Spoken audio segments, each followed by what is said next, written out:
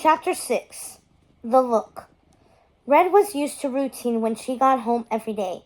She dropped her book bag at her bedroom desk, immediately finished any homework that needed to be done, and change her clothes and do her hair before dinner.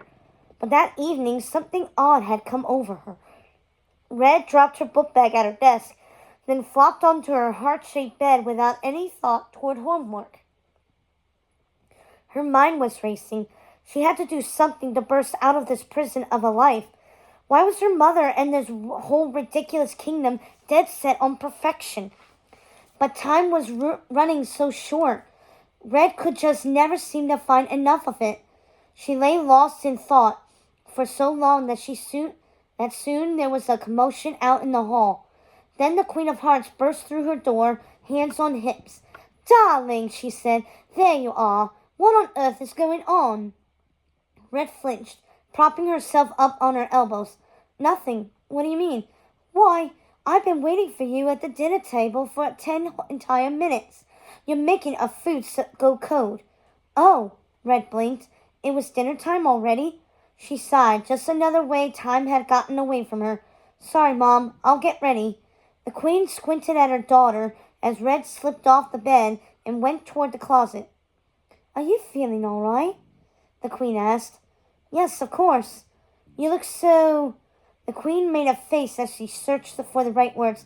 "Blah," she finished crossly. "It's ruining my mood." "I'm fine, Mom." "Well, good." The Queen of Hearts sat down on Red's desk chair and smoothed her rose-draped gown. "Because we have so much to discuss." "We do?" "Goodness, yes.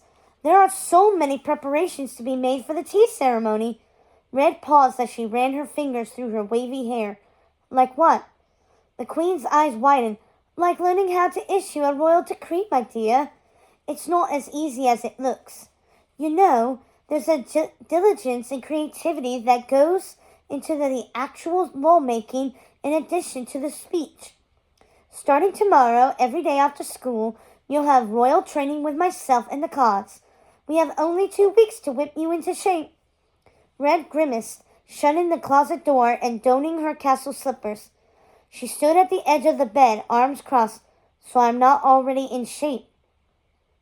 The Queen of Hearts rolled her eyes. "I mean, look at you. What's wrong with me? You're just—" The Queen sucked her teeth and pressed her fingers together. "Darling, you know, you're not ready. You look like a little ragamuffin and not the princess of the land." Red glanced into the mirror above her dressing table, where she could see herself and her mother's reflection.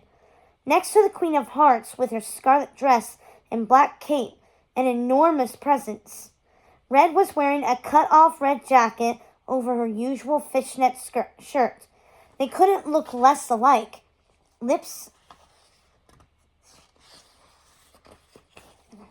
Still, there was something unsettling about the line of both their jaws, the way their shoulders hunched over so slightly, as if defensive, the shape of their noses.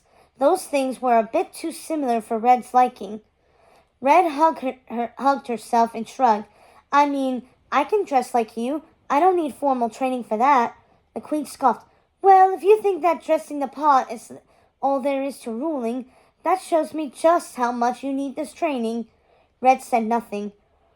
"Ah, now I know what you're feeling." The Queen smiled sweetly in the mirror and stood, stroking Red's hair. "You've got those cold, ceremonial feet.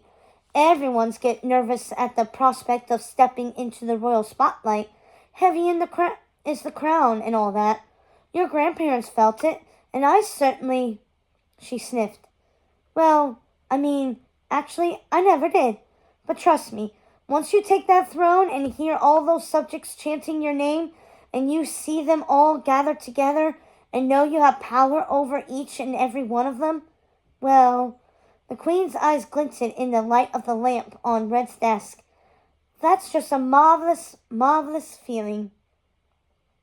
Red pressed her lips together in what she hoped was an agreeable smile. "Ah!" the Queen shrieked, clapping and startling Red. "I just can't wait for you to start." And start they did, promptly after school the next day in the ballroom. This was the large room in the castle where they kept all of Wonderland's globes, game equipment, fish bowls, and other objects the queen had outlawed for not being sharp and angular enough. Hedgehogs, of course, had remained permissible. If Red had expected additional tutors and coaches, she would be disappointed. There was nobody else besides her mother, a few soldier cards, and one of the queen's frog butlers. Red had attempted to look a little more presentable and wore a red cape jacket over her signature black and red leather pants. She hadn't been at all sure what to expect, but wanted to be comfortable if she was going to endure this. Her red hair flowed down her shoulders, but at least it was combed together. In contrast, the queen had chosen some of her flashier robes, bright red and silky with thick shoulder pads. "Isn't this exciting?" she crowed. "So much to learn, so much to do." Red smiled weakly. "I've thought long and hard about where to start," the Queen of Hearts continued, "and I've decided that everything else I teach you is useless without the look." "The look?" "The look." Red's mother cleared her throat, drew herself up to her full height, raised her eyebrows, pursed her lips, and viewed the ballroom disdainfully through half-lidded eyes. The queen needn't say any more. Red knew the look all too well. "Oh, that look," she muttered. The queen snapped both her mouth and her fingers cards. Two of the soldier cards jumped out from their posts, lifting a floor-length mirror from the other side of the room and bringing it to rest before Red. The Queen of Hearts came to stand next to her, and again Red was disconcerted by their reflections side by side. "Chin up, eyes down," the queen said in her ear.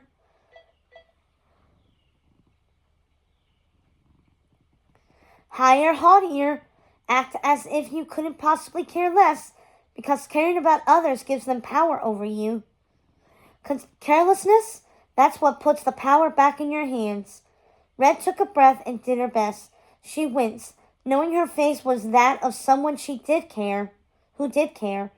Of course she cared that everyone was afraid to be friends with her, and she didn't want to be just like her mother. She wanted a life of her own. What didn't Red care about? Giving this royal decree and having this silly tea party ceremony. "There it is," the Queen of Hearts said at the very moment the thought entered Red's head. "Hold it, just like that. Now, the look should be cultivated throughout the rest of our training.